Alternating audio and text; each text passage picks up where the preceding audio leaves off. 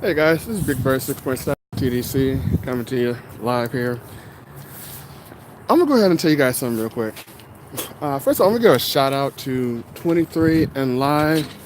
I watch your channel, man. I love how you give some good insights, but I'm gonna fill you in, and everybody else who's watching this, the insight of what the hell really happens on the officer side. First of all, it's not all peaches and cream. It really isn't. Just like I've said in some videos that when you go to jail, well, when you're out here in the streets, you live the gang life. Bloods, Crips, Irish mob, whoever. But once you step into a damn jail, it don't matter what gang or street you're from. You are more than likely are going to have to actually bond with whoever's in there and put your differences aside, unless you really want to keep it that way. Excuse the jet that's currently going over my damn head. Damn plane.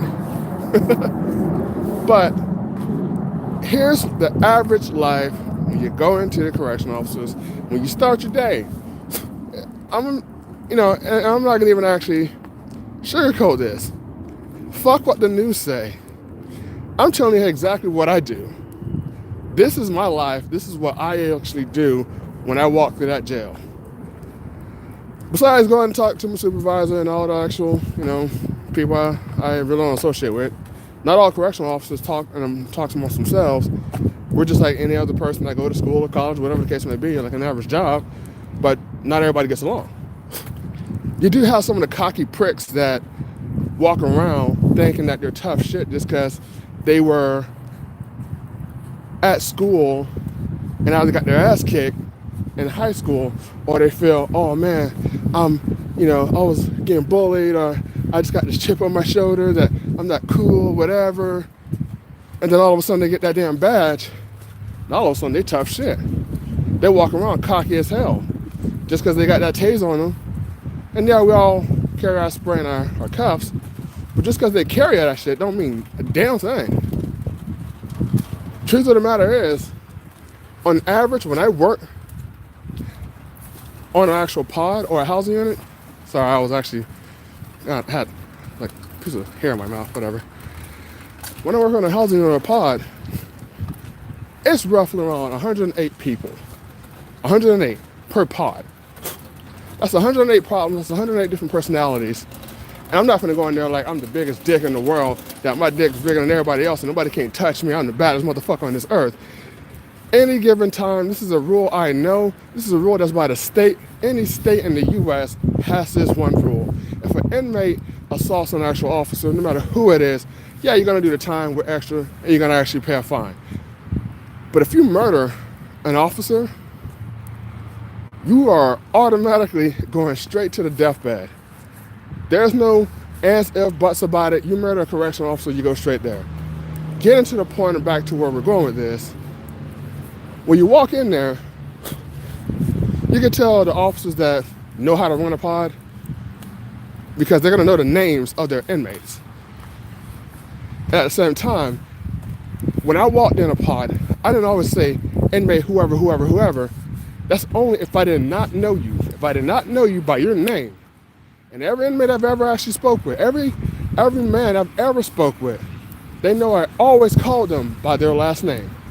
I didn't call them by their street name. I didn't call them by their, yo, hey man, give me some doubt, whatever. No, kill that.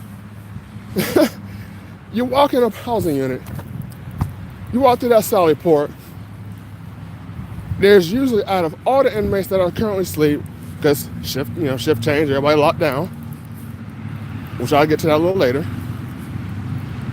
It's usually about 5 to 7 inmates that's currently awake, or half the pod still awake, because they know they're not going to get up until count's called. And they're usually watching for whatever DO, CO that walks through that sally port, because if they know who that is, oh man, it's such and such. Hell yeah. Man, we got somebody cool today, man, He does what he has to do, but hey, it is what it is. Whew. That being said, when you walk in there, officer's gonna debrief you, like we normally talk to each other. hey, how you doing? How's your family? Whatever the case may be. Or how did the pod go? Like if he was actually at any security job, you're gonna talk, to the other officers. As you're talking to the other officers, you're gonna get debriefed. You're gonna go ahead and do what you gotta do. First and foremost, you're gonna hear people actually banging on their damn door. First thing that's gonna happen is, hey, CO, man, let me come work for you, man. I work for you all the time. When I first enter a whole new housing unit, I don't know who the hell, if I'm not even familiar with any of those inmates, I never let anybody out. I don't care if you wanna clean the toilets, scrub, the walls are closing in, we'll pretend the walls are not closing in. I've heard all that mumbo jumbo. Yo, Theo, man, I'm an anxiety attack right now, man. Are you breathing? Yeah. Are you talking? Yeah. You ain't dead. You're not having a heart attack. You ain't having a seizure. So shut the hell up. I'm gonna just tell them, just sit there, kick rocks, or my favorite line, rest your neck. I tell you to rest your neck, that means pretty much leave me alone. You're not dying. You just want to get out of your cell, go talk to your buddies, and if you do, because you wasted my time and not cleaning my pod, I'm gonna lock your ass down for the entire day or try to get you down for 4 hours. Because when you walk on a pod, housing unit, you look at everything. One thing about me is that I always greeted all the men that was in the housing unit, no matter who you were. I don't care if you didn't like me or not. I can walk by at your cell, hey, how you guys doing, man? Y'all all right? Y'all good? You can tell me to go fuck myself. All right, talk to you later, man. I was always fair, firm, and consistent, which you hear in other videos of mine. But when I did go around, make my first round, everything, an officer's gonna look at, one, we're gonna look at who you are. Make sure nobody ain't trying to kill themselves. Make sure we can see some feet, some skin. If we don't, we gotta do it our job. We gotta knock on your door, knock on your window. Hey, show them some skin. Two, I may look at the graffiti. If I see any writing on the wall, unless personally it was me, unless your personal pictures are on that wall, I tell you to take it down. Or you got clothes hanging up, take it down. You don't, you stay in your cell all day long until it's down. Even to a child. Now, as the time goes on, you are gonna actually, do what you gotta do, make a couple of rounds. Me, I never really stayed in my chair because I always like to interact with everybody. The reason why I interacted with everyone is because it lets me know who I'm actually talking with, what inmates have a name, what their actual nickname was. You catch a hold of these things because you want to learn who these men are. So if something ever happens, you know how to back away and use your eyes and your ears and see what's going on. Because a lot of the times when a fight broke out, I didn't need to actually go run somewhere. All I did was just, if I was in the middle of the actual area, or if I was on the top rack and I heard it going on, by the time I come down to the bottom, all I got to do is simply look for faces. And 9 times out of 10, most fights that happen in a cell, as soon as them cell doors open, or they're running out, they throw their shirt over their face. So in the middle of a scurry, 9 times out of 10, they don't get away. They thinking they'll get away. I've only had one incident where one inmate got into a fight. His body got caught. The one that did not get caught, I seen his face, and I had seen him from a different housing unit that got transferred over. That's how he got caught, because I've seen his face before. I knew who he was. But as you progress throughout the day, you are going to learn some things on being at the correctional offices.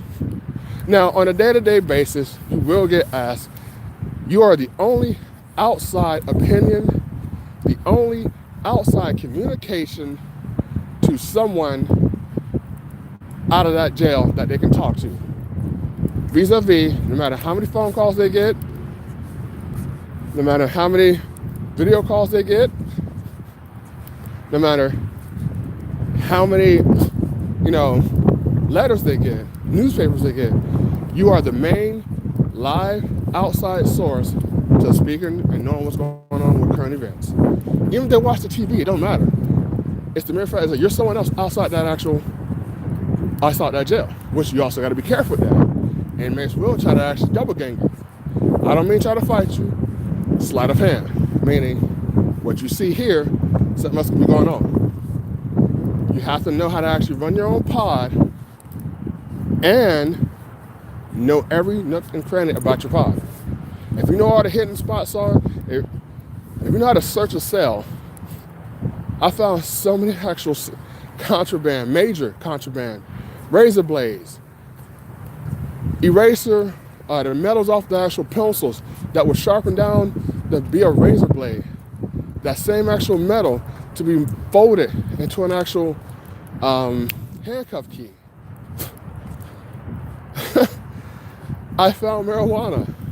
I found tobacco. Even got my hands a little nitty gritty, but even touched underneath the toilet, sticking my hand in the actual toilet when it was clean, of course. And if it was piss, I myself invested in some long gloves. So if I ever, they're pretty much their hand and shoulder actual gloves. So when you actually put your hand underneath the actual, in a toilet, you're not touching anything that's in it. Because one thing inmates will do, if they know a random shakedown is happening, and believe me, here's the thing, inmates know these things. They know when a shakedown is going to happen. A guard finds a damn razor in an actual housing unit, they know a shakedown is coming, it's imminent. But as you generally progress with your day, after you've already did your count, you say what you got to do, and I can speak on this because inmates know these things. Whether you like it or not, inmates have a rule book that they will simply read 24/7, 7 days a week, all day long, and all they got to do is keep focusing on that handbook. That's all they do is memorizing that handbook. So every rule that they break, they know that handbook is going to be there. And if you know that handbook and quote it without them even ever saying, well, where's the sit out in the handbook? Page 23, paragraph 6. And if you know the handbook, they're going to challenge you on it, and you got to challenge them back on it. But after you go ahead and go through your count, because that's what happens from the time you first get briefed to the time within that first hour of you been in your housing unit. Now, if you have someone that you know that you worked with in other actual housing units that you would consider as your, quote, trustee, end quote, but at the same time, you still keep your suspicions about that person. Like I've had maybe 2 main inmates that I've actually ever worked with. No matter what housing unit I'm in, if they're in there, I always use them. Reason being, they never lied. And you will come across some inmates who really want to actually get out the clean. I mean, literally clean. And these 2 inmates, they never lied to me. They never stole an extra tray. And if somebody ever did try to take a tray, which I've never had one taken, we'll get to that later, they've always actually made sure, hey man, there ain't enough trays around here right now, so they need to quit all that. And I'll tell you, secondly, once you get your count and everybody's done, you've already did your rounds, whatever the case may be, you're sitting there twiddling your thumbs, waiting for the count to clear. Once the count clears, pretty much let your inmates up. Now, me personally, everybody called me Town Hall. Why? I can talk. I'm very loquacious. And what I do is I write everything I want to discuss down. By that time, like before I even let inmates out for that town hall, I already got myself pre-set up for chow. Meaning when that actual meal cart comes in, boom, I'm already set up. I got one inmate that I usually use to help actually make sure those trays are there, put them on the table. I stand next to those trays. He put them on the table. They come up, mark their name off. And even if inmates did not have their ID, and which they're supposed to, I make them show me their ID, even though I know that I know their name. I know who their name and their face is. And then we get that going. But during the town hall, the main important meat and potatoes is to forcefully not go in there and say, listen, all you motherfuckers, you better listen what the fuck. Nope. You talk to the inmates like they're men. You let them know the rules, how you want it. You tell them how you want it, that's what they're gonna do. They don't, you tax them. How you tax them? Take away their time. Have them actually go to their lockdown. Have them go to their cell. Have them actually have it written up so that You talk to whoever you got to talk to, they have their phone right privileges taken away, have their home waves taken away. Even if it gets to the severe point where they want to be an asshole to you while you're doing your town hall, you take that commissary away. I'll tell you this right now. You take away home wave, phone, or commissary from an inmate because they want to act like a jackass, I guarantee that shit won't happen too long. After you make your town hall meeting. I had my town hall meeting with 30 strict rules. 3-0. Yes, 3-0. Everybody who knew me, every housing unit that actually knew me, I mean, had to be at least 80 to 90% of them that knew me and knew my methods, knew those rules. How? They could recite about maybe, I think it was at least 26 of them that knew it verbatim. About 10 of them actually had it written down because they liked the way I had my rules set. A lot of it was just pretty simple. Very simple rules. For one, TV noise, noise. I'll break down my rules. There were categories and there were subcategories to go with it. For one, noise. That was like one of my biggest ones. If the whole housing unit is louder than the TV, I flicker the lights. If the lights get flickered more than twice, the TV goes off for an hour.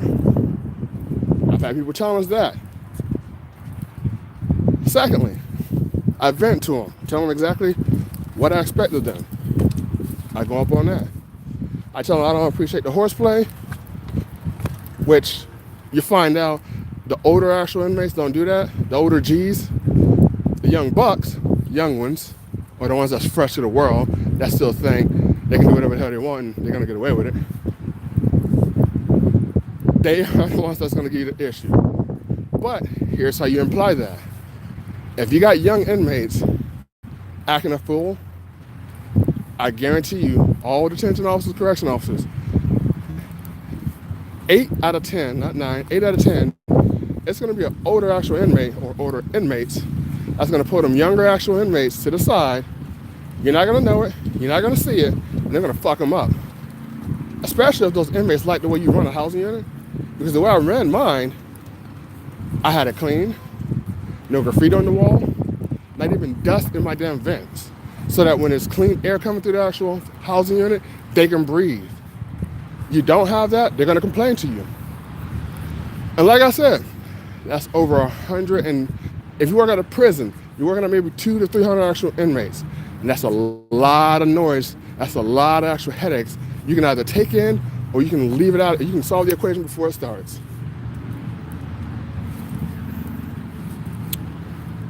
Talking about the actual child line. The simplest ones for me with child. Lockdown after cleanup, because people will spill food. Do not cut in front of anybody in the line. Inmates will do that, but here's how an immediate fight starts. An inmate cuts in front of another inmate, and there's a line of inmates there. Oh, you better believe one inmate's gonna step out of line and say, fuck it, we're finna go lock down. And they're gonna strap, they're gonna fight. They don't play all that bullshit. Inmates will tell you flat out, there's certain rules you can pick up that inmates will imply on their own if something goes crazy. Secondly, I tell them the respect rule. My number one thing was, and this was probably like on my top 5 of how to run a pod, like the top 5 rules that, main categories I kind of went over, but I have more. I just never posted. Was you give respect as it is given. Respect is given as it is earned, as earned to given to be me. Meaning, I'm gonna treat you like an adult. And I told every town hall meeting, I started with that. After about that, 5th day, or that 5th week, first week, after I kind of figured inmates already get that I'm gonna respect you, and I'm asking of it back. Key word, asking, not demanding, not forcefully telling. Because mind you, I put myself in that situation when I want to go to when I work out of jail or work out of prison. I put myself in that situation. So if I put myself there, you got to come with the consequences. Now, after your town hall meeting, mine usually ran about maybe 15, maybe 30 minutes, depending on what I had to say. And usually what I said was about what I experienced that day before, what I was told by my supervisors, or what I generally just observed that I did not appreciate about the pod and what I'm cracking down on. And usually when inmates heard me say that, they know I'm gonna crack down on it, not for that day, not for that next day, but for the next week. And anybody who came in there who was fresh and brand new, by the way, just the windows blowing, that was fresh and brand new, knew, okay, CO actually coming in here, he coming in here strong, you know, he ain't trying to BS. And usually when I say that, inmates knew what I was talking about. There'll be times where I would tell them, like, look, hygiene was like one of it was like one of the lowest things I ever said.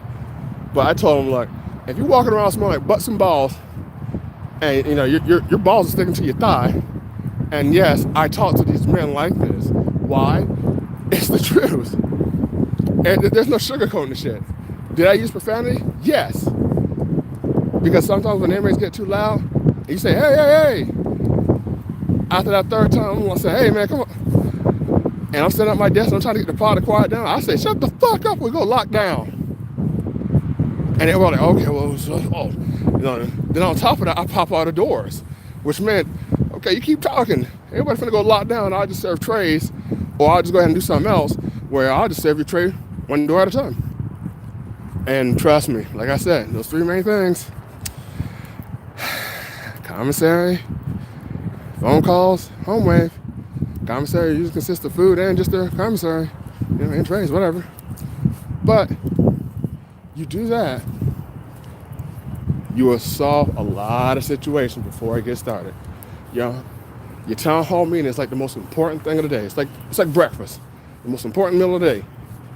Breakfast, most important meal and topic of the day when you start your shift, when you talk to those inmates. Town hall. Why?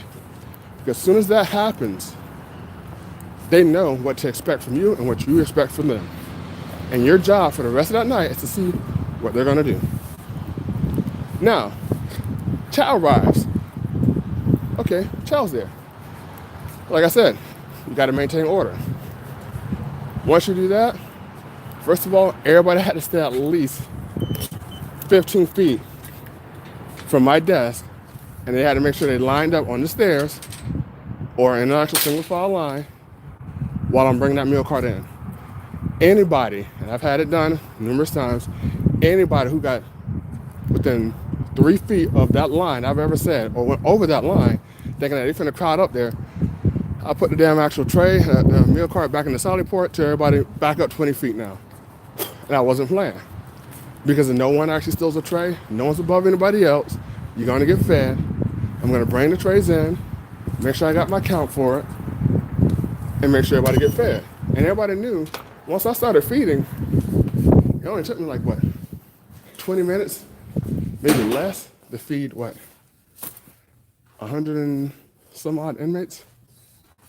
It didn't take me that long.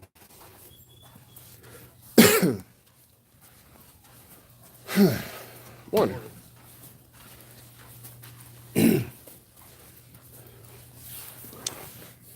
So, about time I actually bring in the actual food from the sally port, count all my trays, make sure I got my count, write it down on the paper. I start feeding. Boom. Chow goes through, I'm done. As soon as that happens, the last 5 trays, I say last call for chow. That's what's gonna want to more likely do. And 9 times out of 10, due to circumstances, if there was the NFL was on, or if there was a major soccer game or football game on, it's up to you on how you want to run a pod. Me, during Super Bowl Sundays, I say that again, Super Bowl Sundays, FIFA Cup, NHL Championship, TVs went on during chow. Why I did that? Gave them something to actually watch at the same time. They ate their chow. Everybody knew I gave 30 minutes to eat. regardless. Because once I'm in the middle of my trays and I see that last call for chow, they know they got 30 minutes. And within that time frame, they stack the trays themselves. Now, once they stack those trays, they know, okay. Sorry, I have a small cold. They know once they stack the trays, okay, it's past that point where enough time has been killed. They know, hey, the floor is a little dirty. They know I'm gonna call lockdown for cleanup. Kill the TVs, boom, lockdown for cleanup. Take them less than maybe 5 to 8 minutes, the lockdown.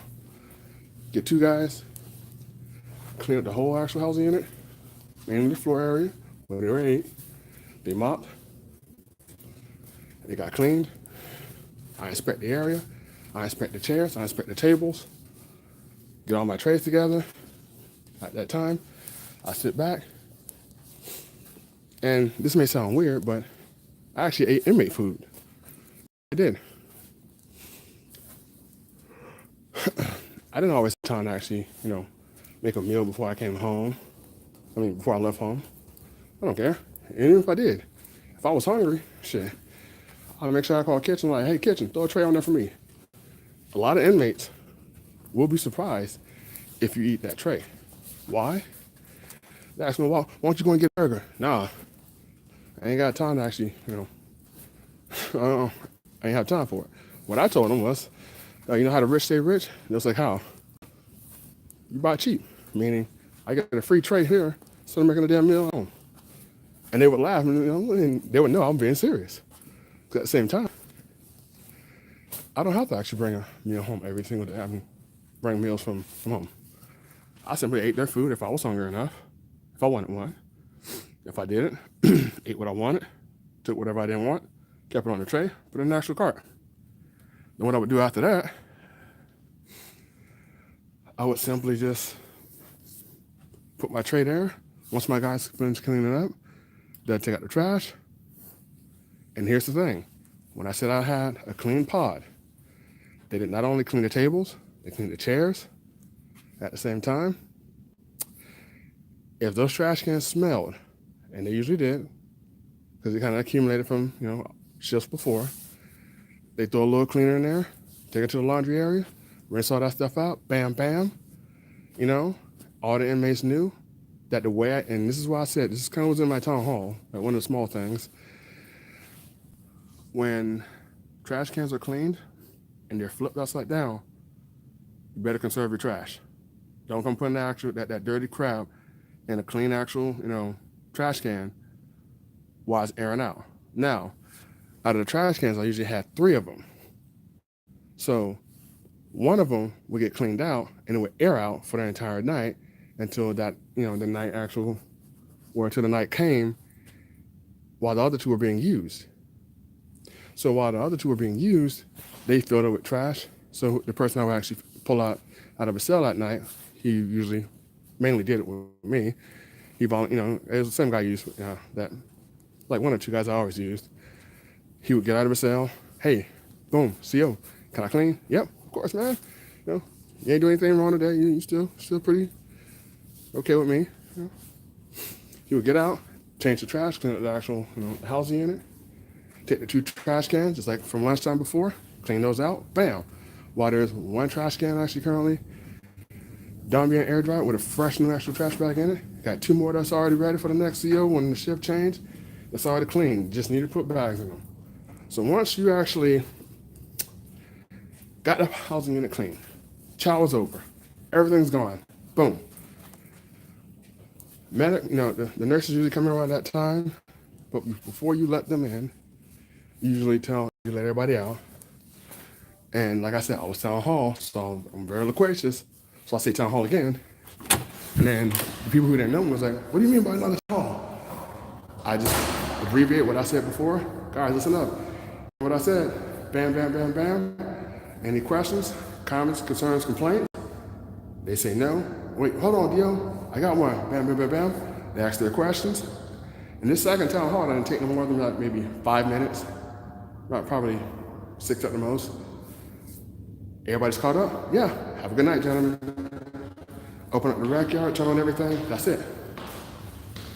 On top of that, nurses come in, or they get sent down to go to the medical. They come back. That's the date. Now, what your job is after that point, as a CO, you are literally walking around, checking on everything. And like I said, I never stayed in my chair. Not really. The only time I stayed in my chair was when I was either taking a break or I was just tired. And even when I was tired, I still went around. So as I was walking around, bam, whatever. And on the inmates that stay asleep, because inmates will sleep a lot. They got nothing but time. You hear inmates actually reading their Bible. Now here's another thing. If there's any Muslims in your housing unit, I say this with the utmost respect. They can actually hemmed up for that. Trust me, read the officers' actual handbooks. Read their actual policies. You'll be surprised and what you can get jammed up for. That being said, now throughout your day, like I said, you always want to keep your eyes open, ears listening. Because when things happen, you're going to know about it. I've been tipped off on numerous occasions before where somebody who was fresh in the actual housing unit had a razor. He didn't care. He was fresh there. He thought somebody was going to hurt him. So what he wound up doing was, hiding the razor in his bed. Another inmate was like, look, man, we don't need this. Get this guy out of here. On top of that, inmates got a lot of time to actually talk amongst themselves. To conclude what I was just saying, another inmate wound up informing me that the guy had a razor in his bunk. Now, did the pod get shook down? Yeah, it did. But that razor was found. All fair levels were, whatever. Getting back to the next thing. Here's one thing you, as an officer, you don't ever, ever, ever want to ignore. If an inmate thinks another inmate is a child molester, listen to that, find out his record yourself, and ask that inmate, do not say it in front of other inmates, pull that inmate to the side, and if you're working in a prison and you talking to an inmate one-on-one, you better believe somebody's going to be listening in on that conversation. 2, if one person is actually saying that person's a child molester, keep it in the back of your mind, make some notes immediately. If for any reason you got about 10 to maybe 15 inmates and the pod gets quiet, you better actually find who the hell that inmate is, pull them to your fucking front desk, call your supervisor, tell them to get this guy the fuck out of your pod, because if you don't, by that night, I shit you not, another inmate's gonna fuck him up. Maybe 2. About 4 of them, the most I've ever seen, an incident like that. And it got so carried away when when a supervisor of mine did not listen, did not heed the warning either. That next day, there was an actual sexual assault incident where the inmate who was an actual child molester, who opened up his mouth to another inmate, told him what the hell his crime was, he got sexual assaulted. I had reported it. I had said something about it. I made notes about it. Nothing. As the night go out, you get to that time, usually 10 minutes before lockdown, I always address it. 10 minutes before lockdown, I always address 5 minutes before lockdown, I always address last call for shits and gigs, meaning go actually get your hot water, because at the 2-minute marker before lockdown, everybody knows I go and take the hot pot, put it away, kill the TVs. Within the last 10 minutes, I kill the TVs. Last 5 minutes, I kill the phones. Last 2 minutes, I take the hot pot. I'm winding down. After that point, lockdown. Once lockdown is called, everybody gets to their stuff, I give them 2 minutes. If they're in the showers, I tell them, hey, you better wrap it up. And yes, I do a lot of write-ups, especially when they do not listen. And some inmates will test your word. If you stand by your word every single day, you're not gonna have that many problems. I promise you, you won't. I'm cutthroat and all. You probably won't have that many problems. I've had inmates on numerous occasions test that, test the water. I had to call. People didn't want to actually lock down. Brought up so many reports that night. I think the most I ever wrote in one night was 9. And it had to do with at least 4 or 5 people who was actually BSing around because they wanted to actually throw some damn chairs like idiots. What resulted out of that was, that entire next day they didn't have no chairs. Like the pod didn't have no chairs. I wasn't joking. And then the guys who actually caused that incident had some eyes staring on them because they wanted to act like dumbasses. So after the night go out, you're done with the night. You got that one inmate who's cleaning up for you. Once they clean up, at least I believe it's an hour before your shift change, make sure you let that inmate know, hey, look, man, appreciate your help. If you want to take a quick shower. What I did was, 30 minutes prior to that inmate having to go lock down, I told him, hey, in 15 minutes, let's wrap all, and go ahead and start wrapping it up. In 15 minutes, go ahead and take a shower if you want to. After that, make sure you go to your cell. Boom. I didn't have no problems with this. Like I said, while the time I spent at the jail that I do now, I didn't have many problems. Just a small little necessities, but it happens. Get into the officer side. I'll tell you this now. There is an actual video I'm going to make, which is going to be episode 9 of what you really go through as a detention officer, correction officer, dealing with your other fellow officers, including your supervisors, including your sergeants. I've never had no problems with the captain or a lieutenant because I've had some incidents that was biracial, it was actually racial, and almost made me rage quit because I didn't think nobody gave a damn until a captain actually, who heard about the incident, who didn't even know me, and he wanted to talk to me like, look, man, I'm gonna look into this and I'm gonna give you some fair justice for all of this. At the same time, what he wound up doing was he wound up actually allowing me to, not come in that next day where I had a 3-day, off day. But at the same time, he looked into the incident and the officer who actually did what he did got fired. Now, we'll speak more on that on episode 9. Until then, this is Big Bird 6.7 TDC ending this video. Hope you guys have a good day. Hope you guys had a good 2019 and a good Christmas. Be blessed. Have faith. One love, baby.